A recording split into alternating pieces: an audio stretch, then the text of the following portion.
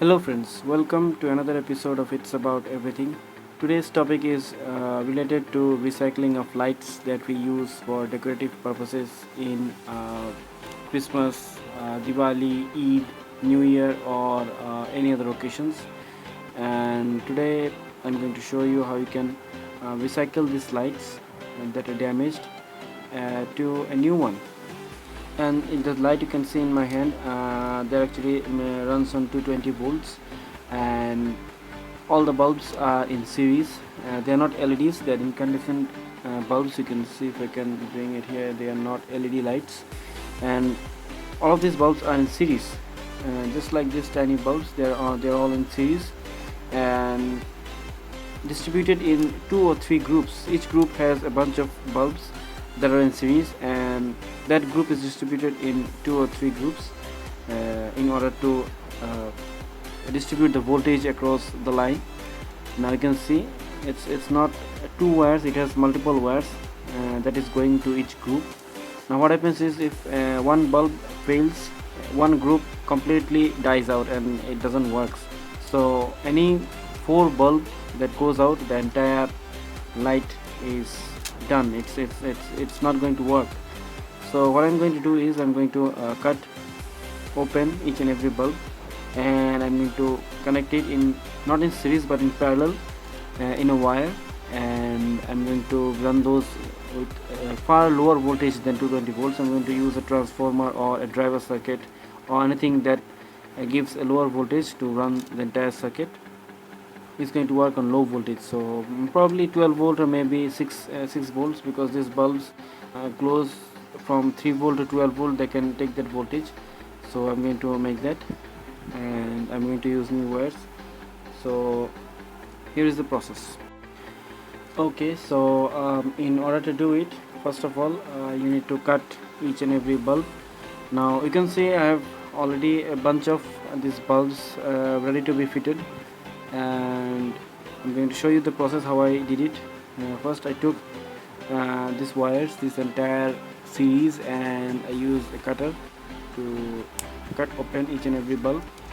And what I did is, I just inserted it right in here. I don't know if you can see it, right in the middle, and I used a plier, and I opened this heat shrink. Actually this heat shrink is the one that protects the connection, because it runs on higher voltages, and if it gets touched while running, then one can get electrical shock. So in order to prevent it, they have used heat shrink, and it gets a little bit difficult to open each and every one, and it's going to consume a lot of time. You can see all these wrappers I've been doing, and there's little spacers in the middle. You can see these black spacers, and here you can see in the corner I have accumulated so many of these spacers. They prevent it from getting short circuit. Okay, now I'm almost done. I'm going to open the heat shrink a little bit more. You can see, just try not to move the leads too much, because they might break off. So just very gently. Actually it's best if you use nose pliers or much more thinner pliers, just like this one. It becomes very much convenient to use these pliers. I can see the heat shrink is wrapped all the way up the bulb.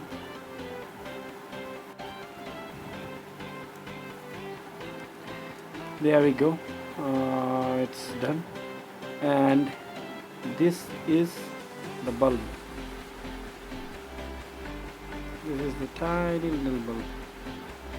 How am I going to check this bulb? Well, that's very simple.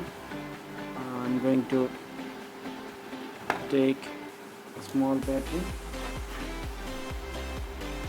I'm going to take this cell phone battery, and I hope you can see it's glowing, so it's okay. So in this way you're going to collect all the bulbs, and after that the next process, you're going to need uh, pins, some sort of pins that we use in paper, just like this one. It's like needles but used to as a paper clip. It's a paper pin, and I'm going to step the wires with it. And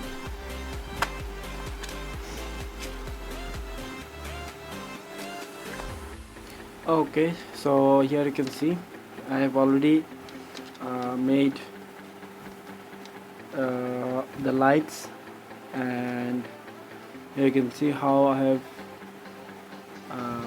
used those pins. These pins I have actually stabbed the wire with it, and once it comes out from the other side, I just bended it over and cut it with a plier, and here you can see all the cut pieces. And then I used some solder, and I have soldered the bulb in it, and it glows pretty bright. Let me show you with this 12-volt battery. Here we go. See, now it's actually, the bulb gets pretty hot, so I think I might need 6-volt or maybe a little bit less voltage to run it. So I'm going to connect this bulb in series with the entire light so that the voltage drops. So okay, see, each and every bulb, you can see each and every bulb is glowing, but the brightness is a little bit reduced. If I turn off the light, let me turn off the light. You see, it's so beautiful. So you can see how nicely this light glows. Now let me show you how I did that. Let me move the battery out of the way. Okay, so what I did is, after calculating the distances, I took a pin and this wooden block, and just holding it in the middle, I stabbed it with the pin. I know that I can see here or not. Here, there you go. I stabbed it with the pin. Just be very careful. Don't stab your finger or anything else with it. Just like this. Here you can see it goes right through in the middle, and I slightly pushed it, and I used this plier to cut from here, and I just applied pressure to bend it. Now before cutting and bending it, make sure to test for continuity with a multimeter. Just connect a wire, one lead of the multimeter in here, or the continuity tester in here, another one in here. Make sure that it gets electrically conducted from in the middle, because you can see this wire, the copper contacts are not actually in the middle, it sometimes moves away. So there you go, you can see here the copper contacts, the copper wire actually, you can see it's not in the middle, it's in a side.